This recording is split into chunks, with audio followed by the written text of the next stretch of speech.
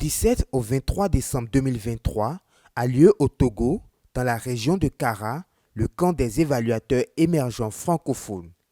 Ce camp, qui s'est déroulé jusqu'à présent de façon théorique, rentre dans sa deuxième phase, qui n'est rien d'autre que l'immersion en milieu réel des participants. On a discuté avec eux autour de la démarche pratique d'élaboration des politiques publiques.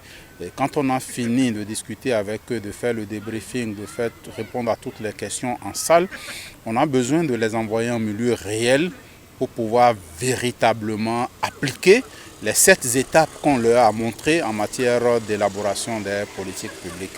Et donc hier, on leur a montré comment est-ce qu'on collecte les données, quelles sont les méthodologies de collecte de données qui existent, quelles sont les méthodes de collecte de données qui existent, quelles sont les techniques qu'ils peuvent utiliser, quels sont les outils qu'ils peuvent utiliser. Et hier soir, on leur a renforcé les capacités, on les a accompagnés dans les groupes, ils ont élaboré leur guide d'entretien. Ce matin, on leur a montré quelle est la nécessité de digitaliser les outils. On les a accompagnés en seconde partie de la matinée pour pouvoir digitaliser les guides qu'ils ont élaborés hier nuit. Et ce soir, on est en milieu réel dans un village de la commune de Kosa 3. On est là maintenant pour qu'ils puissent véritablement en situation réelle, en situation de terrain, en situation empirique, pouvoir appliquer tout ce qu'on leur a dit. Ils sont là ce soir pour pouvoir collecter les données pour nourrir les 7 étapes de la démarche pratique d'élaboration des politiques publiques.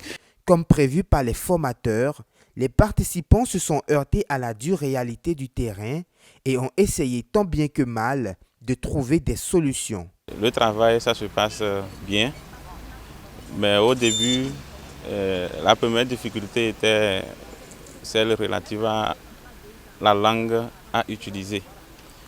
Parce que arriver sur le terrain, il faut adapter selon la compréhension des participants. Nous sommes présentement à Awangelo et nous discutons particulièrement avec les femmes artisans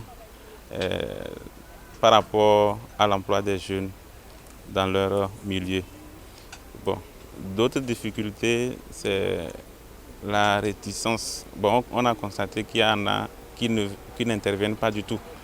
Il y en a qui parlent, qui interviennent, mais il y a l'influence du groupe qui agit sur d'autres. Tout le monde ne participe pas au focus group, ne répond pas aux questions. Heureusement, dans l'équipe, nous sommes constitués de divers horizons. Donc il y en a qui comprennent la langue locale. Donc on explique, on lit la question et puis on explique en vernaculaire. Et aussi on essaie de les réorienter quand on sent qu'ils sont en train de sortir du cadre de notre recherche.